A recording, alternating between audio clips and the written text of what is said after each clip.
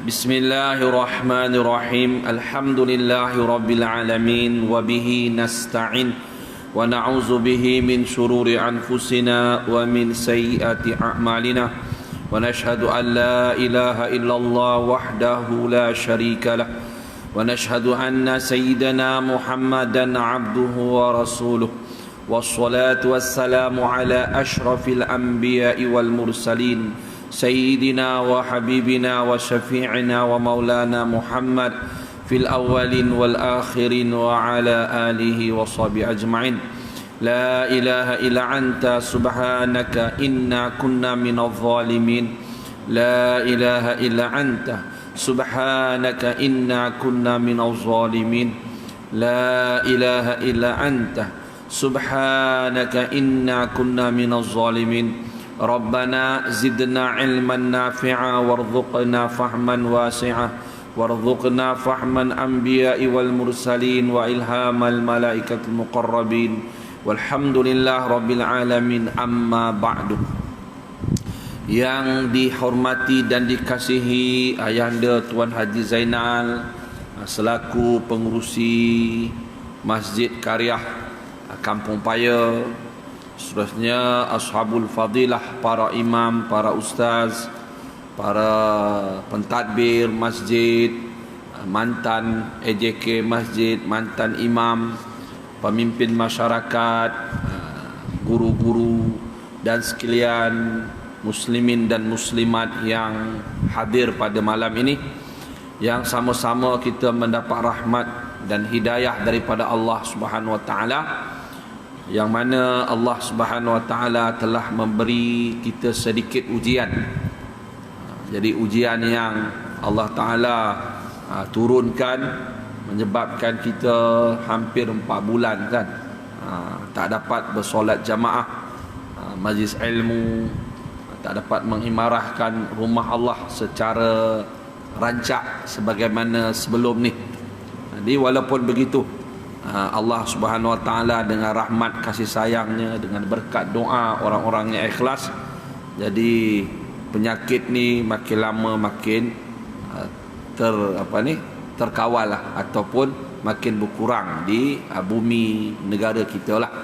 Mudah-mudahan Allah taala mengangkatlah penyakit ni, dihilangkan daripada umat Islam, dipelihara kita. Dan semoga bala atau ujian Allah kenakan itu mendatangkan kesedaran kepada kita untuk sentiasa memohon keampunan dan membuat persiapan untuk kita kembali ke alam baqah.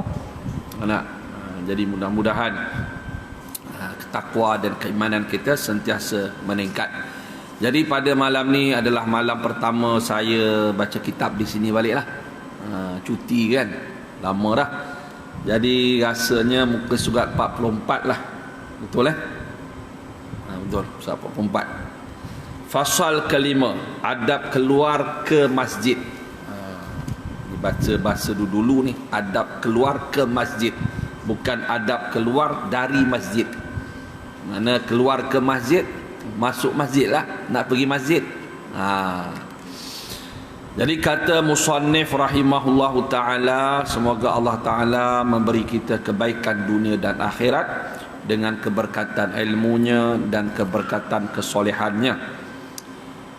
Fasal kelima, adab keluar ke masjid, mana adab menuju ke masjid. Jadi dia dah terang itu hari adab beruduk, adab mandi junub dan adab bertayamum.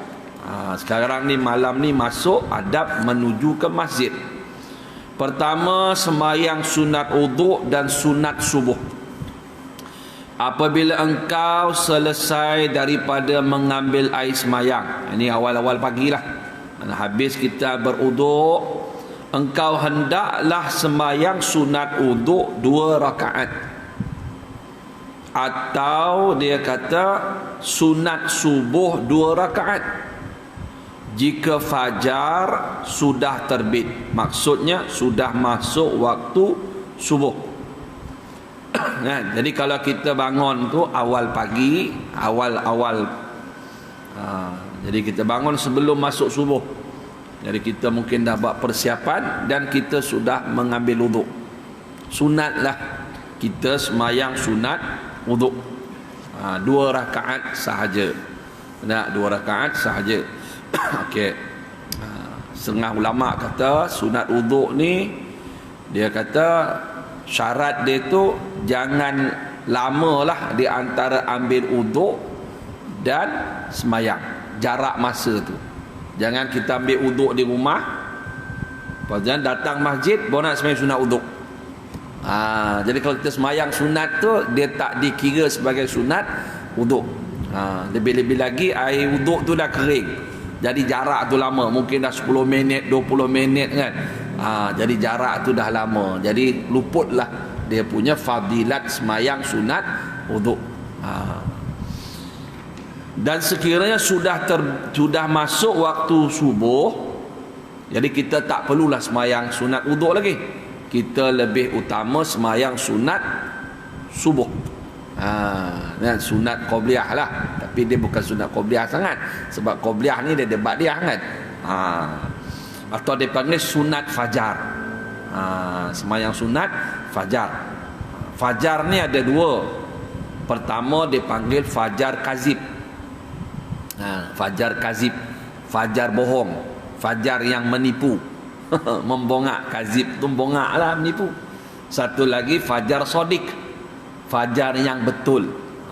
Istilah bukan fajar tu menipu kita, diletakkan namanya begitu. Jadi fajar ni yang masuk waktu subuh itu ialah fajar sodik. Masuk waktu subuh dipanggil fajar sodik. Sebelum terbit fajar sodik, dia terbit fajar kazib dulu. Fajar kazib dulu terbit. Maknanya dusta lah tu, jangan tertipu. Bila tengok fajar terus main subuh lagi.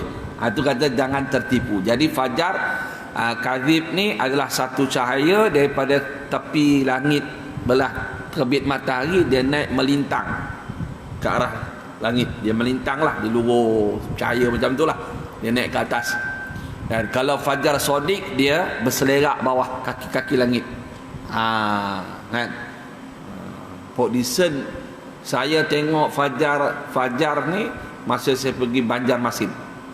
Banjarmasin tu dapat, sebab negara tu tak banyak bukit.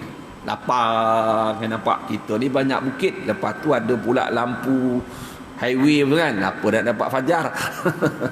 Tak nampak kan. Jadi saya pergi, kat sini macam ni rupanya. Kalau tak tu kita mengaji je fajar sodik, fajar kazib, tak pernah tengok, tak nampak. Jadi pergi sana sebab bila lapang kan, tak ada bangunan, lepas tu cahaya lampu jalan pun tak ada highway, senang nampak. Jadi tahulah. Jadi fajar yang kita nak semayang sunat itu, semayang sunat fajar sodik itulah. Kadang orang muskil dia kata, semayang sunat fajar ni lain, dia kata subuh lain. Ikut suka dia lah, jenuh kita nak terangkan. Kan dia kata tak, dia kata fajar tu lain, subuh tu lain. Ikut suka engkau lah. Saya senang kan, dah terang-terang degil juga, ikut suka engkau lah.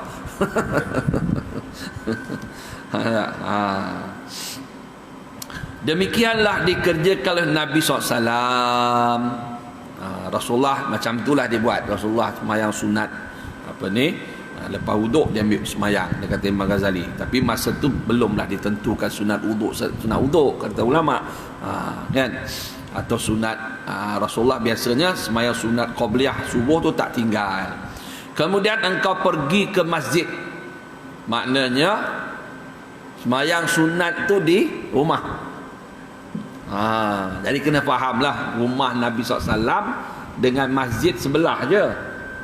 Rumah kita berapa ratus meter daripada masjid. Semayang sunat qobliyah kat rumah sampai sini ya, imam pun tayak tengah baca doa kunut kan. Nak kan? Jadi kena fahamlah kaedah dia kan. Ataupun mungkinlah kalau kita pergi negeri-negeri yang lambat iqamah kan, macam Mekah ke Madinah, kan dia lambat qomat kan, subuh tu Dia azan, lepas tu nak iqamah terlambat. Itu mungkinlah kita boleh praktikkan sembahyang dalam bilik sunat kan. Lepas tu datang ke masjid, sebenarnya tu masjid pula. Itu pulanglah. Okey, masuk kitab di balik. Tapi kebiasaannya kita mengawal masjid tu, sembahyang di masjid je lah, sembahyang sunat qabliyah tu.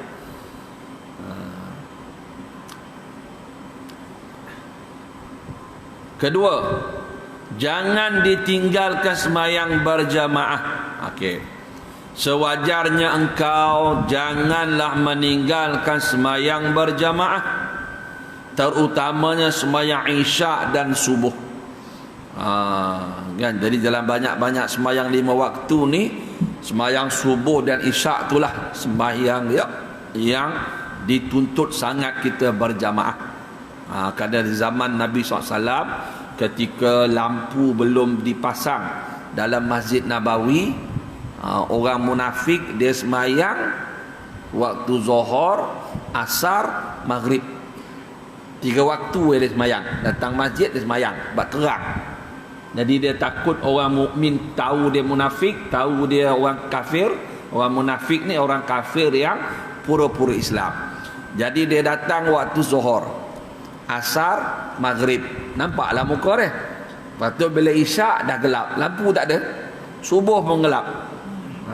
Dia balik rumah, dia tak semayang. Dia tak semayang kan. Orang munafik ni dia tak semayang langsung. Kan silap faham kan, kau semayang kat rumah ni, kau munafik ni. Zaman Nabi SAW, orang munafik ni dia tak semayang langsung. Lepas tu dia tak percaya langsung. Kita ni kalau dia beriman, percaya pada agama Islam, percaya Allah, Rasulullah semua, dia percaya. Dia kalau dia tak buat, dia panggil orang mukmin yang fasik, orang beriman yang fasik. Dia taklah munafik. Tapi kalau dia menolak, dia tak percaya, walau dia semayang macam munafik lah, semayang Zuhur, dia tak percaya ke Rasulullah, itu munafik lah. Pasal dia kafir tapi pura-pura Islam. Cuma kita ni ada PL perangai munafik tu ada, ciri-ciri tu ada. Yang tu yang kita kena bersihkan dengan zikir, dengan munajat pada Allah Ta'ala. Tahu salah, berdosa ni buat ni, maknanya ada iman lah tu. Orang munafik dia tak rasa berdosa, dia rasa benda tu boleh berlaku. Faham tak? Jadi sebab tu ada hadis yang menggalakkan kita sembahyang jemaah isyak dan subuh. Okey, kenapa kita dituntut sangat sembahyang berjamaah? Kerana Nabi SAW bersabda, salatul jama'ati tafdulu salatal fazzi bisab'in wa ishrina darajatan. Maksudnya sembahyang berjamaah itu terlebih baik, terlebih afdal, terlebih banyak pahala daripada sembahyang seorang diri sebanyak 27 darjat. Kita sembahyang seorang diri dapat 1 darjat. Sembahyang berjamaah dapat 27. Kemudian datang berjamaah ke masjid pula dapat niat iktikaf. Setiap langkah tu digugurkan dosa, diangkatkan darjat. Jadi kelebihan dia sangat besar, sangat banyak sembahyang berjamaah ni. Bukan sekali 27 tu, setengah hadis kata 25, hadis kata 25. Mana satu betul, 27 ke 25? Jadi dua-dua betul. Jadi ulama buat ulasan. Yang 25 ni mungkin tahap khusyuknya kurang sikit, dapatlah 25. Yang 27 ni khusyuknya, ingatannya dalam sembahyang lebih lagi, dapatlah 27. Itulah. Dan Nabi SAW bersabda lagi, man shalla arba'ina yawman as-salawati fi jama'atin la tafutu fiha takbiratul ihram kataballahu lahu bara'atan minan nifaq wa bara'atan minan nar, atau kama qala Nabi SAW, rawahu Tirmizi. Maksudnya, sesiapa yang bersembahyang fardu 5 waktu selama 40 hari di dalam keadaan berjamaah tanpa luput di dalamnya dalam sembahyang jemaah tadi satu takbiratul ihram bersama imam, nescaya Allah menyuratkan baginya dua kelepasan, iaitu kelepasan daripada sifat nifaq, ni munafik lah, dan kelepasan daripada api neraka. Ini kelebihan sembahyang berjamaah. Jadi sebahagian kelebihannya, siapa-siapa sembahyang berjamaah 5 waktu dapat jaga 5 waktu berjamaah, tidak tertinggal dengan imam takbiratul ihram imam. Mana dia datang awal waktu, sempat dia imam takbiratul ihram, dia pun takbir. Ataupun setengah guru kata sebelum imam baca Fatihah lah, dia boleh juga termasuk kategori tu. Sebelum imam baca suratul Fatihah, dia pun takbiratul ihram. Ada setengah guru kata begitu. Jadi selama 40 hari, kalau sembahyang Zuhur mana kita dengar dia baca Fatihah, ustaz? Anggaran. Bolehlah kita anggaran lah. Anggaran kan. Jadi maknanya orang ni memang mengambil berat ibadat sembahyang. Dia mengambil berat sebab dia awal waktu dia tunggu dah. Dah mari berjemaah dah, tunggu buat persiapan. Jadi Allah bagi dia dua kelepasan. Apa dia? Pertama, lepas bebas daripada sifat munafik. Macam saya sebut tadi lah, kadang sifat tu ada, kita ni munafiknya insya-Allah lah, mudah-mudahan tak ada, tapi PL perangai tu ada. PL perangai, ciri-ciri tu ada kan. Jadi kita sembahyang jemaah jaga. Dan kedua, lepas daripada api neraka. Orang kalau dia luar bendul, dia jaga 40 hari, lepas tu tak sembahyang dah. Yang tu silap faham lah, jadi munafik lah dia. Nah, kan? Dia kata kalau macam ni lah, aku jaga ni cukup lah. Kan aku jaga 40 hari kan, duduk masjid 40 hari kan, tak keluar-keluar, tunggu habis 40 hari ni lega lah dia kata, sebab tak masuk neraka lah, tak munafik lah kan. Jadi itu kalau buat begitu niatnya tak betul lah. Sebab innamal a'malu binniyat, sesungguhnya segala amal kebaikan itu amalan ini bergantung dengan niat. Jadi kalau niat dia betul-betul tu, maka Allah akan buka, permudahkan. Lagi habis dia 40 hari tu, lagi dia jaga sembahyang, lagi dia suka menuntut ilmu, lagi dia suka dengan zikir, lagi dia suka nak meninggalkan benda-benda yang sia-sia, benda-benda yang haram. Sebab sifat munafik dah tak ada, dah dibersihkan oleh Allah Subhanahu Wa Taala. Jadi kalau 40 hari dia jadi tu, makna tu sembahyang dia tu Allah tak terima lah tu. Kan? Sebab inna solata tanha anil fahsya'i wal munkar, sesungguhnya sembahyang itu mencegah daripada benda fahsya, benda yang keji dan mungkar. Wallahu alam. Dan yang ketiga, dan Nabi SAW bersabda kelebihan berjamaah, man shallal isya'a fi jama'atin faka'annama shalla nisfal lail, wa man shalla subha fi jama'atin faka'annama shallal laila kullahu. Maksudnya, sesiapa yang bersemayang isya' secara berjamaah, maka ia seolah-olah berbuat ibadat setengah malam, separuh malam, nisfu kan, separuh malam. Jadi siapa semayang isyak berjamaah, seolah-olah dia beribadat separuh malam, setengah malam. Dan sesiapa bersemayang subuh secara berjamaah, maka ia seolah-olah berbuat ibadat semalaman. Hadis riwayat Imam Muslim. Jadi besar, sebab tu dituntut sangat kita menjaga dua semayang ni untuk berjamaah, maghrib dan isyak. Yang lain pun dituntut, cuma kelebihan ada isyak dan maghrib ni macam sebut tidak, dia orang munafik dulu tak buat. Kemudian kelebihannya pula seperti beribadat separuh malam bila berjamaah waktu isyak. Kalau semayang subuh berjamaah, seolah-olahnya beribadat semalaman. Besarlah ganjarannya. Setengah ulama kata, kalau kita tak dapat berjemaah di masjid atau di musalla, jangan tinggalkan juga berjemaah dengan isteri kamu. Dengan isteri. Isteri tak ada, anak. Isteri tak ada, anak pun tak ada, ustaz. Nasib kau lah. Macam mana? Nah, itulah susah dia nak jawab dah kan. Dan saya sebatang kara je kan, isteri pun anak pun tak duduk macam mana. Tu nasib kau lah kan. Tapi benda tu Allah tak kedekut nak bagi pahala kan. Kadang kita ganjaran semayang kurang, jadi ganjaran pahala lain Allah boleh bagi. Ataupun macam kita PKP tu kan, PKP kan. Jadi tepu kepala saya lah. Dia orang minta saya buat kuliah online dulu. Tak boleh kata.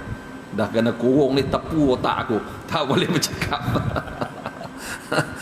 Nah, alhamdulillah duduk kampung kan. Bolehlah kita keluar rumah, duduk kalau duduk rumah teres, duduk rumah flat, alah lagi jam. Wallahu a'lam lah. Kan, jadi kita dah biasa berjamaah. Kan? Tiba dia bagi arahan boleh 3 orang kan. Imam, Siap, Bilal. Itu pun bergili-gili Pak Imam. Tak boleh penuh kan. Tak boleh penuh.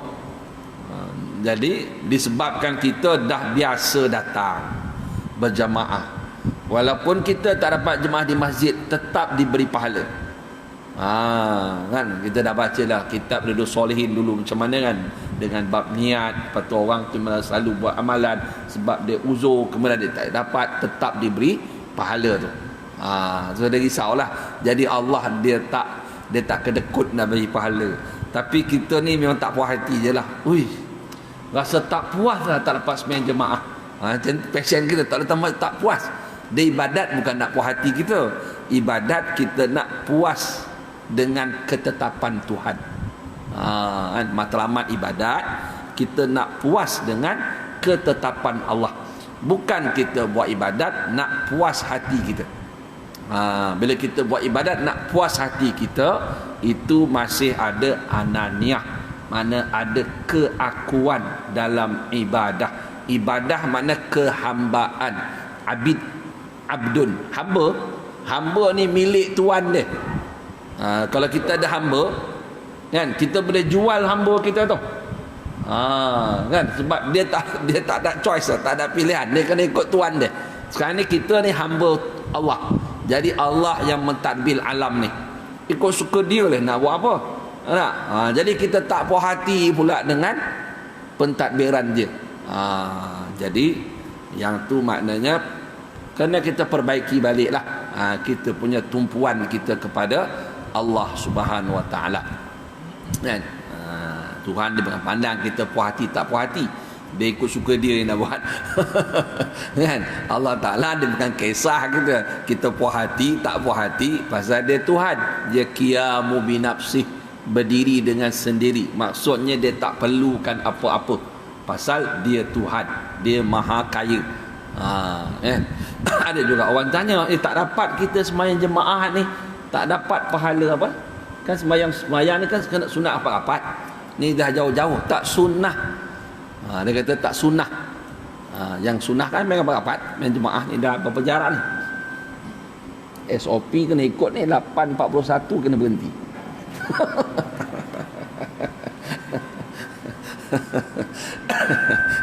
dia bagi kuliah dia sampai isyak kena berhenti. Jadi sunnah ni jangan kita menyempitkan dalam memahami sunnah. Kan sunnah kan, sebab ada hadis Rasulullah kata la dirara wala dirara, la darara wala dirara, la darara, betul saya, la darara wala dirara. Maknanya kita tak boleh mudarat diri kita dan tak boleh mudaratkan orang lain. Mafhum hadis lah begitu. Kan, jadi bila rapat-rapat tu memudaratkan, kita mudarat, orang lain pun mudarat. Jadi kan itu sunnah, maknanya menjaga kita jangan mudarat diri kita dan orang tak mudarat. Kan menyangkit pula kawan tu COVID, tak pasal-pasal kan. Dah kluster masjid Kampung Paya. Contoh kan. Jadi sunnah ni Rasulullah mengajar kita jadi orang bijak. Jadi orang bijak kan, bukan jadi orang yang kurang bijak kan. Jadi itu sunnah. Maknanya bila kita ikut tu mana termasuk dalam umum sunnah. Sekali lagi, dan keempat, Dan kata Imam Al-Ghazali rahimahullahu ta'ala, Ghazali kata apa? Sewajarnya engkau jangan meninggalkan sembahyang berjamaah itu jika engkau tiada melakukannya. Mana kamu tak sembahyang berjamaah, apalah faedahnya engkau bersusah-susah dalam menuntut ilmu. Hanya sesungguhnya faedah ilmu itu adalah untuk diamalkan. Kan? Jadi bila kamu kan, makna kamu sepatutnya jangan tinggalkan sembahyang jemaah. Dia kata Imam Ghazali, walaupun dari segi fiqahnya yang kita baca kan, dari segi fiqahnya kita tahu dah sembahyang berjamaah ni dalam mazhab Syafi'i ada dua kaul. Satu dia kata fardu kifayah, satu sunat muakkadah. Yang fardu ain memang jemaah ya. Alah, sembahyang jemaah ni fardu kifayah ya. Orang lain buat aku tak payah. Kan? Jadi jangan kita pandang segi hukum fiqh begitulah dia punya ijtihadnya. Ataupun sunat muakkadah, dia kata sunat muakkadah ya memang jemaah ni. Kan?